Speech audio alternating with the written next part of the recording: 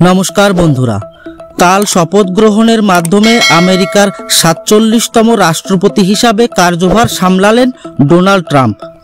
আর এখন থেকে জল্পনা কল্পনা শুরু হয়ে গিয়েছে যে এবার কি তাহলে বাংলাদেশের ভিতর ভারতের প্রভাব বৃদ্ধি পাবে? তো উত্তর হলো অবশ্যই বৃদ্ধি পাবে, কিন্তু এ বিষয়ে বাংলাদেশি মিডিয়ার প্রতিবেদনগুলির সুর অনেকটাই আলাদা। তারা বলতে চাচ্ছেন রাষ্ট্রপতি বদলানোতে নাকি আমেরিকার বিদেশ নীতিতে কোনো বিশেষ পরিবর্তন আসে না। তো চলুন প্রথমে বাংলাদেশি বিশ্লেষকদের এই দাবিকে খণ্ডন করা যাক। ডোনাল্ড ট্রাম্পের প্রথম কার্যকালে ভারত এবং আমেরিকার মধ্যে বন্ধুত্ব ও বিশ্বাসের এক নতুন মাত্রা জুড়তে শুরু হয়।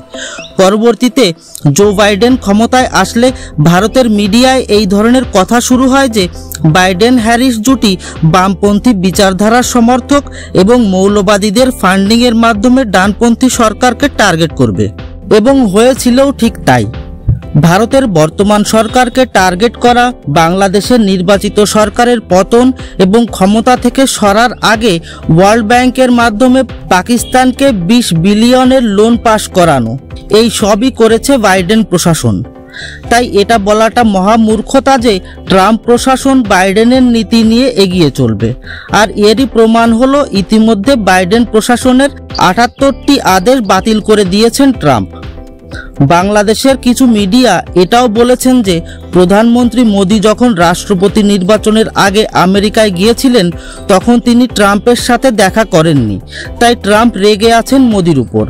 অন্যদিকে এইসব মিডিয়া মোহাম্মদ ইউনুসের একটা সাক্ষাৎকার কোট করে দেখাচ্ছেন যে ইউনুস বলেছেন আমেরিকার ডেমোক্রেটিক এবং রিপাবলিকান দুই পার্টির মধ্যেই তার কিছু বন্ধু রয়েছে। অর্থাৎ তারা এটাই বোঝাতে চাইছেন যে মোদি যা করেছেন সেটার জন্য ট্রাম্প রেগে আছেন, আর ইউনুস ধোয়া তুলসী পাতা এবং আমেরিকার সব দলের বন্ধু। এই থিওরিটাও খণ্ডন করা দরকার। প্রথমে বলি ইউনুস কি করেছিলেন। ট্রাম্পের প্রথম রাষ্ট্রপতি নির্বাচনে মোহাম্মদ ইউনুস ট্রাম্পকে হারানোর জন্য ডেমোক্র্যাটসদের ফান্ডিং করেছিল। ওই নির্বাচনে জয়ী হওয়ার পর বাংলাদেশের এক প্রতিনিধিমণ্ডলের সাথে সাক্ষাৎকারের সময় ট্রাম্প তাচ্ছিল্য করে বলেছিলেন সেই মাইক্রো ফাইন্যান্সার এখন কোথায়। যাই হোক, এই ৪ বছরের ক্ষমতার সময়কালে মোহাম্মদ ইউনুস এক প্রকার মিডিয়া থেকে গা ঢাকা দিয়ে থাকলেও এখন তিনি বাংলাদেশের সরকার প্রধান। আর আমেরিকা বাংলাদেশের দ্বিপাক্ষিক মিটিংয়ে মোহাম্মদ ইউনুস ট্রাম্পের পাশে বসে ট্রাম্পের সাথে নেগোশিয়েট করবেন আর ট্রাম্পের হৃদয়ে পুরনো ঘা থেকে রক্তক্ষরণ হবে না, সেটা একেবারেই অসম্ভব।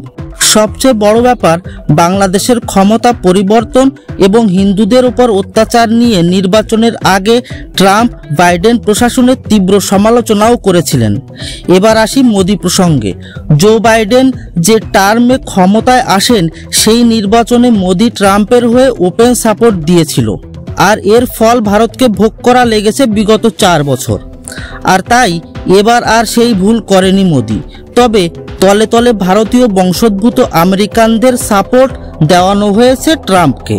তাই তো সুইং স্টেটগুলোতে ১০০% সফল হয়েছে ট্রাম্প। আর কিভাবে ভারত এবং রুশ মিলে তলে তলে আমেরিকান নির্বাচনকে ট্রাম্পের ফেভারে প্রভাবিত করেছে সেটার উপরও একটা ভিডিও রয়েছে এই চ্যানেলে। ডিসক্রিপশন বক্সে লিংক দিয়ে দিলাম, আশা করি অবশ্যই দেখবেন। যাই হোক, একটু খেয়াল করলে ভালোভাবেই বুঝতে পারবেন যে যে পথে প্রধানমন্ত্রী মোদি বারবার ক্ষমতায় আসছেন, ডোনাল্ড ট্রাম্পও সেই একই পথে মোদিকে কপি করছেন। প্রমাণ দিই। প্রধানমন্ত্রী মোদির স্লোগান হলো আত্মনির্ভর ভারত এবং বিশ্বগুরু ভারত।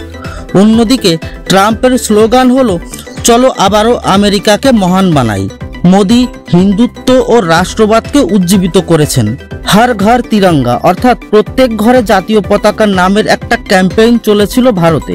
আর ডোনাল্ড ট্রাম্পও হিন্দুবাদী লোকেদের মন্ত্রিমণ্ডলের বড় বড় পোস্টে বসানো এবং রাষ্ট্রবাদকে বাড়ানোর জন্য স্কুলেই বাচ্চাদের মধ্যে রাষ্ট্রবাদী চিন্তাকে বাড়ানোর প্ল্যান করছেন। কিছুদিন আগেই আমাদের সংসদ থেকে মোদি বলেছিলেন দেশের মধ্যকার বামপন্থী প্রোপাগান্ডার লোকেদের উপর কঠোর পদক্ষেপ নেবেন।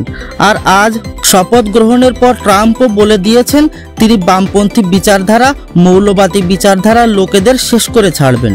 প্রধানমন্ত্রী সমস্ত বিশ্বমঞ্চ থেকে একটাই কথা বলেন যে এক পৃথিবী, এক পরিবার। ট্রাম্প নিজেও বলেছেন আমেরিকার সব লোক একই পরিবারের মতো। আসলে মোদি এবং ট্রাম্প দুজনেরই লড়াই মূলত বামপন্থী ও জিহাদি বিচারধারার বিরুদ্ধে।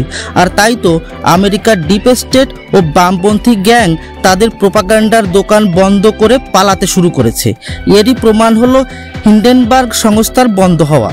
অন্যদিকে জর্জ সোরসকে ট্রাম্পের হাত থেকে সিকিউরড রাখার জন্য বাইডেন আমেরিকার সর্বোচ্চ নাগরিক সম্মান দিয়েছেন জর্জ সোরসকে, যার তুমুল বিরোধিতা করেছেন ট্রাম্পের সবথেকে কাছের লোক এলন মাস্ক। আর এই জর্জ সোরসের ফান্ডিংয়েই মোহাম্মদ ইউনুসের বাংলাদেশে অবস্থিত বেসরকারি ইউনিভার্সিটি থেকে ছাত্র আন্দোলনের নীল নকশা বাস্তবায়িত হয়। যাই হোক, ট্রাম্পের কাছে ভারতের অবস্থানটা কি সেটা একটা ছবির মাধ্যমে কিছুটা আন্দাজ করা সম্ভব। স্ক্রিনে দেখুন, শপথ গ্রহণ অনুষ্ঠানে সামনের সারিতে বিভিন্ন দেশের রাষ্ট্রপতি এবং প্রধানমন্ত্রীরা বসে আছেন, আর তাদের বিদেশ মন্ত্রীরা আছেন পিছনের সারিতে। অথচ ভারতের বিদেশ মন্ত্রী এস জয়শঙ্করকে বসানো হয়েছে প্রথম সারিতে রাষ্ট্রপ্রধানদের সাথে, অথচ তাকে বসানো যেতে পারত দ্বিতীয় লাইনের বিদেশ মন্ত্রীদের সাথে। এটাই হলো ভারতের গ্রহণযোগ্যতা। যাই হোক, ইন্ডো প্যাসিফিক অঞ্চলে ট্রাম্প প্রশাসনের কি নীতি হবে তার প্রমাণ হলো কোয়াডকে পুনরুজ্জীবিত করা। সেক্ষেত্রে বাংলাদেশ বিষয়ে ভারতের বিরুদ্ধে গিয়ে চীন বিষয়ে ভারতকে কাছে পাওয়ার আশা করার মতো এত বোকা ট্রাম্প নয়।